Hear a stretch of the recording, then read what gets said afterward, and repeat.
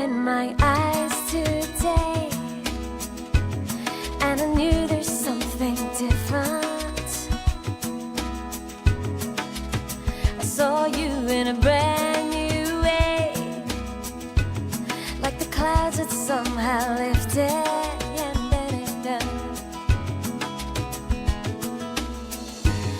And if yesterday I hurt myself,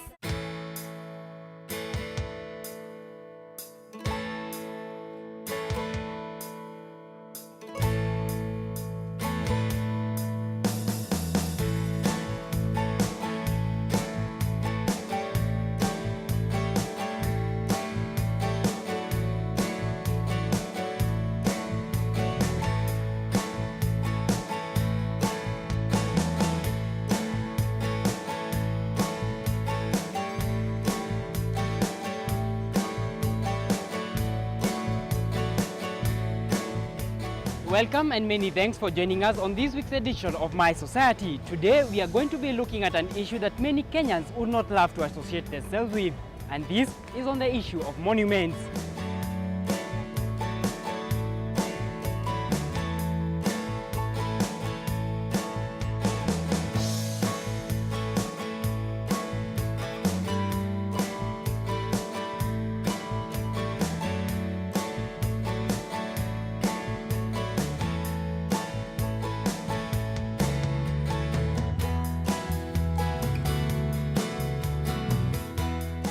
Anything monumental is something of significance. It can be historic, social, economic, KICC. It can be an identity marker.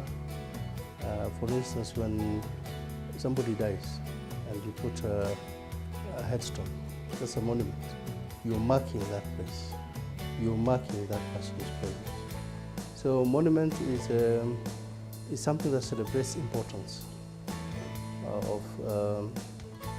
for us specific reasons. A monument plays many things. It can be a memory space.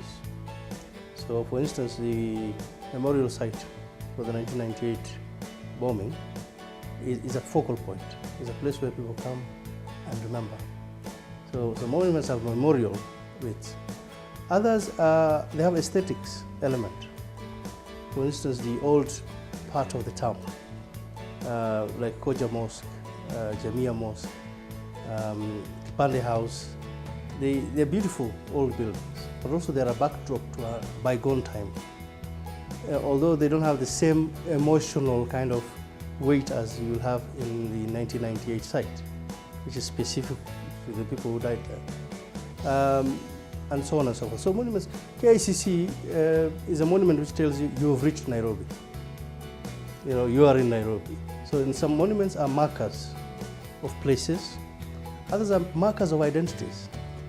For instance, the Kiti Mikai, the stone in Western Kenya, is a specific cultural monument with a lot of mythology around it.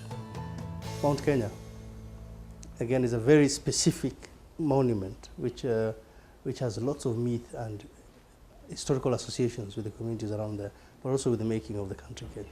So monuments are different levels of significance.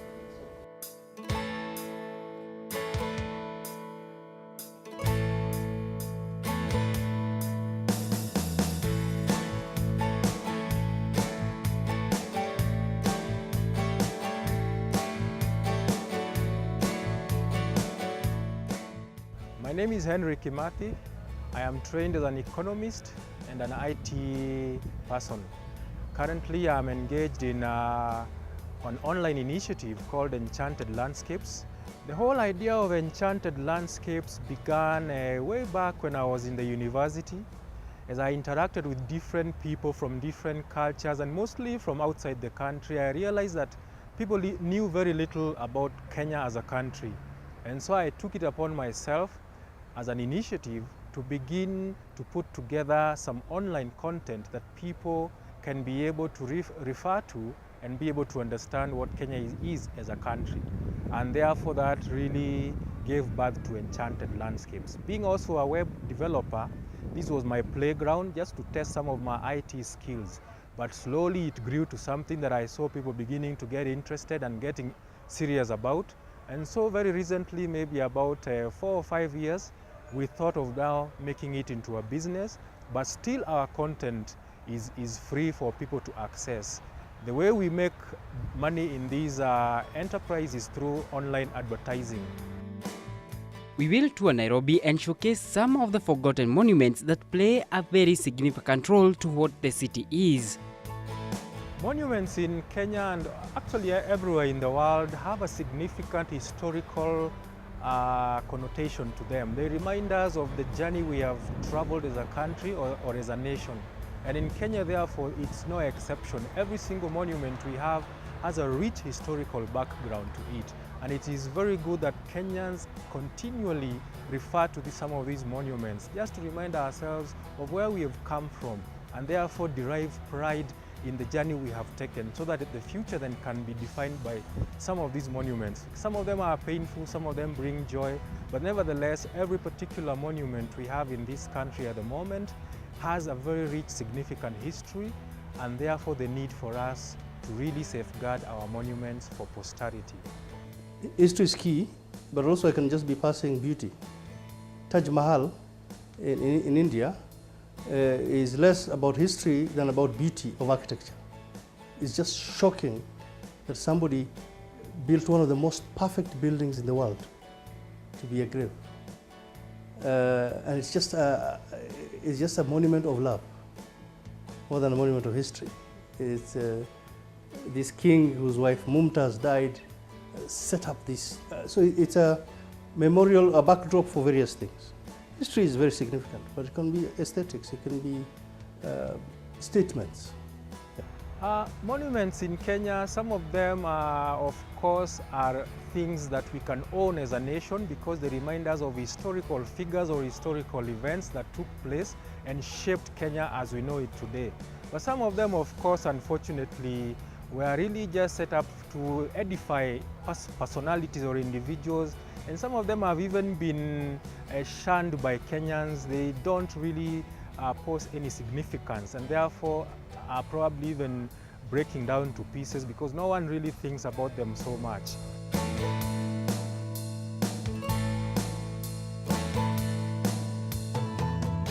I don't know how many Kenyans were able to witness this, but right where we are standing at the GBS Gardens is where the first ASK happened in Nairobi. Most people, when we talk about monuments, they think it's only probably a structure made of marble and slab like what we have here at the Uhuru grounds. But really, monuments are something that remind us or signify something historical that happened, or remind us of where we are going as a nation. So a monument really can be anything, not really just a statue. For instance, look at Jivanji. There's quite a lot of rich history behind the Jivanji Gardens, having been the first ASK showground in Kenya before we moved to Jamhuri. There's quite a lot of rich history behind that. We have rule of the thumb. First of all, most of the monuments that we have in town, if you look at especially the architectural monuments, like this house is a monument. It's almost 100 years old. So if you're over 50 going upwards, then we give you consideration. But also, what is the historical or cultural or economic or identity importance of this monument? Like KICC was built in the 60s, but it's an icon.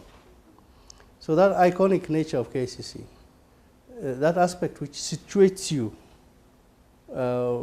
within Nairobi, has made it become a monument, an important monument.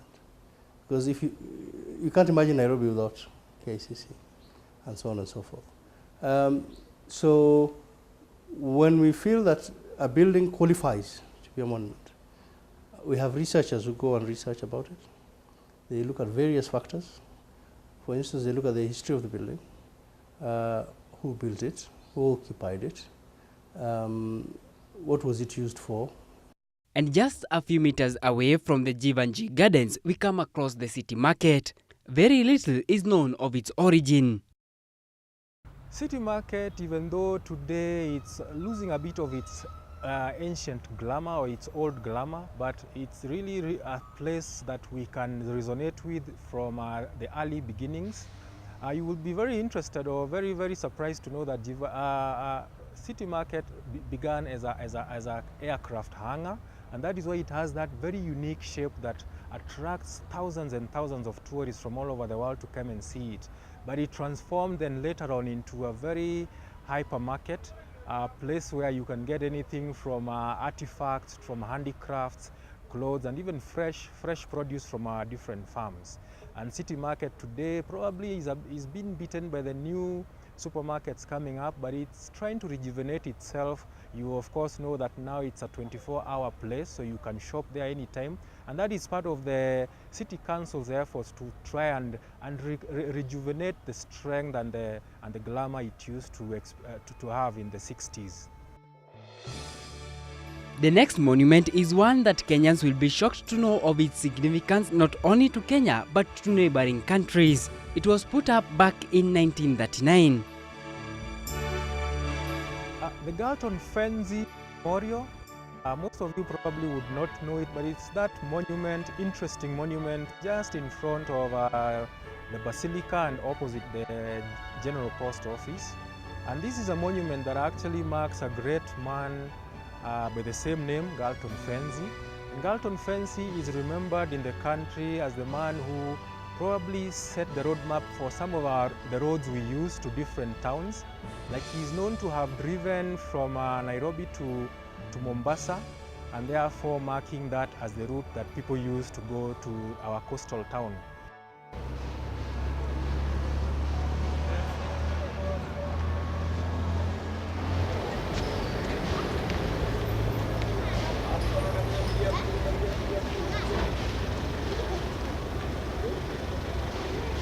Galton Fenzi in Kenya is remembered for having founded or set the foundation of the East African Automobile Association that later on became what we know as the Automobile Association of Kenya. Galton Fenzi is remembered with that monument where in it is marked the different routes he helped found. The sadness of it today is that it is now converted to a smoking zone. If you notice, they've even put a cage around it, that most people who remember the history behind it and that are nostalgic about what Galton did don't now find that to be very good. And really, tourists who are coming to the place can't even engage with the monument because of the cage around it. It is now designated as a smoking zone for the people of Nairobi in that part of the town. So communities are stakeholders in most of this. Obviously, even in the urban areas, the people who say, there's a lot of history. For instance, we're working very closely with the community in Kamkunji. And they're the ones who come to call us and say, come, there's a very important old building. It used to be a hospital. During the Second World War, it turned into a barrack. Now it is the chief's office, but it's going to be pulled down by a private developer. And we don't want that to be pulled down because it's part of our communal history. We always used to congregate around it. So you get communities that are very active. They know what is important to them. Again, if you go to Shimoni, we have the Shimoni Cave, which is a monument. And the Shimoni Cave is run by the community themselves, protected and run by them. The museum facilitates them. And the money they get from that cave goes to healthcare, education. They're actually educating somebody in the university using that money. So communities are not inert, they are active in some cases. In other cases, you come into not to Wangoi, but to other specialized community. Some of the old buildings are architectural gems. So the architectural community will have a lot of interest. If you touch it, they will make a lot of noise. So at any one time, whenever we work on monuments, we work with different stakeholders. On the same street is another major monument marking its 100 years of existence in 2013. And the old PC at the corner near Nyayo House is a good example. It was a very interesting, it was the center of Nairobi. It's almost, that's where all the measurements are taken. So if you say Mombasa is 500 kilometers, it's from there. Yeah, literally, this PC was sitting at the center of Kenya. And more than that, also it was where birth, death, marriages, everything was registered there. It later turned into, it became a magistrate court because the DC was also the magistrate, and so on and so forth. So a building like that, because of all those collections of things that happened around there, and my grandmother remembered it as the place where the judge used to be. So because of all that memory, it becomes a very important building to be gazetted. So we move in, we gazette it. The well-known freedom fighter Dedan Kimathi was shot dead in Nyeri, but his monument erected back here in Nairobi, begging questions, would it be of more significance if his monument was back in Nyeri? Yes, again, these monuments happened before the county government, but also thanks to the current government. There was no Dedan Kimathi before. We never celebrated him for almost 40-something years of our nation, which is a scandal. We never remembered Tom Mboya, who, if you look at all the photographs of Lancaster House, he was the major negotiator. He was so respected by the Europeans because of the work he was doing. But also he was one of our key freedom fighters. So that is a bold step. You know, just unveiling these monuments in a space which was empty is looking at our city in a different way, okay, and honoring our heroes. So we will not stop at that. We're going to honor Ronald Ngala and some other heroes within Nairobi. Take Nairobi as our big shrine. But still, Ronald Ngala can have a representation back at home, whether it's in Kilifi or in Mombasa. Dedan Kimathi can have a representation back in Nyeri, probably where he was shot. There was a proposal that we should have a monument and a little site museum where he was shot dead, and so on and so forth. But having a presence in Nairobi is a bigger honor. If you look at it, our president, first president Jomo Kenyatta, is buried in Nairobi, not in Gatundu. You know, it's a bigger honor. But also there's a higher visibility. There are more people passing through Nairobi than, say, through Mandera in a day. So county governments will have their thing going on, but as a national government, we have a bigger overview of honoring our heroes. The most recent statue of Tom Mboya enjoys the greatest viewership due to its strategic position, where now it has even become a source of livelihood to many.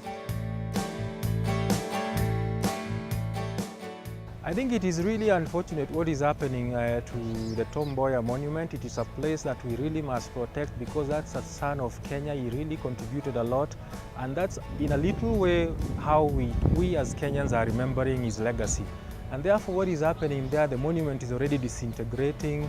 I think so much needs to be done in terms of protecting our monuments, having some just normal patrols, making sure that they pass around that place to stop such things happening. Kenyans are very sad. Kenyans are almost illiterate on heritage, and it's deliberate. We're very good at accounting, aeronautic, engineering, computing. We've even met M-Pesa. But we are running away from our own selves. We are running off from our heritage. Kenyans don't spend time on heritage. How many of them visit museums? But how many of them visit pubs and other entertainment places on Friday? If you go to Europe, it's the opposite. When a European lands first in a capital city, they head for the museum. That's where you know people and their culture. So I think Kenyans have their own homework. Or even make sure that we engage or commission people who can do much more longer lasting monuments, because these are things that are in the public domain, and therefore the public will always interact and engage with them. We must build things that can be able to take all the roughness that the population will vent upon them and be able to still withstand the test of time. Like the monument on Kenyatta Avenue, it has really stayed there, and yet that's a high traffic place and it has stood the test of time. So those two aspects, we need to protect our monuments, but besides that we must put quality work into their construction so that they can last longer. You'll find people pulling down old buildings. Now if you go to Isli, the old Isli is not there anymore. It's a very different Isli from the one I lived in when I was a young boy. So Yes, Kenyans do not have the knowledge, but the knowledge is there. Books are out there now on monuments of Nairobi. We have even made also a map of Nairobi circuit of monuments, which we are launching soon, and so on and so forth. So we're also trying as a museum to put information out there. We are along Kenyatta Avenue where we meet these three people. Actually, this is a monument that we have tried to look for its name, but we have none. All that we have is that this is to the memory of the native African troops who fought, to the carriers who are the feet and hands of the army, to all other men who served and died for their king and country in Eastern Africa in the Great War of 1914 to 1918. If you fight for your country, even if you die, your sons will be remembered all along. And just to show you how Kenyans are using their monuments, we are going to cross over to the other side of the road and actually see the mistreatment that Kenyans are doing to their monuments. This monument too is to honor those who took part in World War I and World War II, and despite it being at the heart of the CBD, somebody must have been lighting a fire here. For what purposes, I don't know. And as we cross over to this other side, this place smells like, okay, more than a urinal. And according to what I see, this has been used as a urinal and to some extent for the other bigger purposes. And this is just some of the examples that as we can see that the monument is degrading more and more. And how I pity this, because this is a monument that should be actually taken care of more than it is right now. However, despite these challenges, the National Museum is on the trend to introduce one ticket that will facilitate for a whole tour of museums within Nairobi, as well as the historical sites and monuments. Yes, there's a bill in Parliament which has been delayed by all the other business that has been going on in Parliament. The bill is a Heroes and Heroines Commission bill. Before that, then we want to set up the Hero Square in Uhuru Gardens, and then probably a whole complex of buildings and libraries and places where you can go in and just read about heroes. And hopefully we're also building a lot of mausolea. The latest mausoleum we finished is Fred Kubai Mausoleum in Mai Mahiu. We've done Chianganeko, we've done Jaramogi, Oginga Odinga, which is, go to those places, they're really beautiful places. Ngei, Munyao, and so on and so forth. So that is ongoing. But I think the bigger thing in Nairobi will be the Heroes and Heroines Square, what we call the Mashujaa Square. One of the things that people don't talk about, that suffers during conflict, is the heritage, the monuments. The museums get looted. It happened in Baghdad. Baghdad Museum, which holds the whole history of Mesopotamia, was emptied within seconds of the American invasion. It's one of it is the museum of mankind, of all of us, for us to understand ourselves. One of the best old towns, one of the best Swahili civilizations, or similar to Swahili civilization, was in Mogadishu. It was more beautiful than Mombasa. But now there's nothing, completely destroyed. The old Mogadishu is gone. It has to be rebuilt anew. So for Kenyans, when we fight, we will destroy our heritage. But also it's not only our heritage. We hold fossils which are about human civilization. Our monuments here talk about bigger links between Kenya and the world, which through the British and so on and so forth. If we destroy all this, we'll end up with an empty slate. We'll end up with a blank blackboard. There'll be silence in our history. And that silence in our history means there'll be silence in terms of the position of Kenya in the world. We don't want that. We can turn our heritage to celebrate our collective destiny, our oneness, that we have withstood so many things from the 600 years of the Swahili civilization to the present time. But still, we are Kenyans. You can be any tribe, but we are Kenyans. I think that it is very important for us to look at our heritage and say, we want our children also to inherit something from us. And that something has to be positive.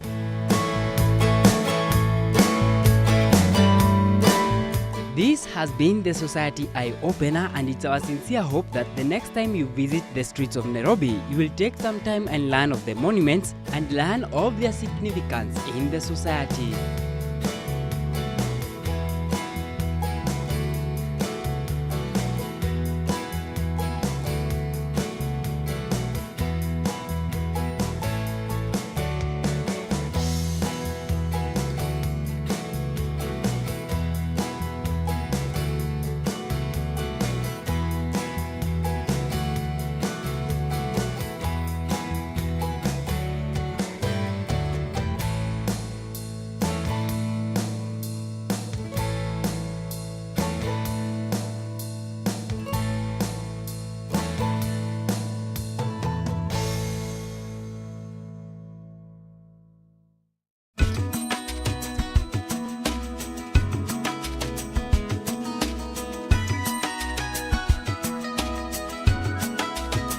Open my eyes today, and I knew there's something different.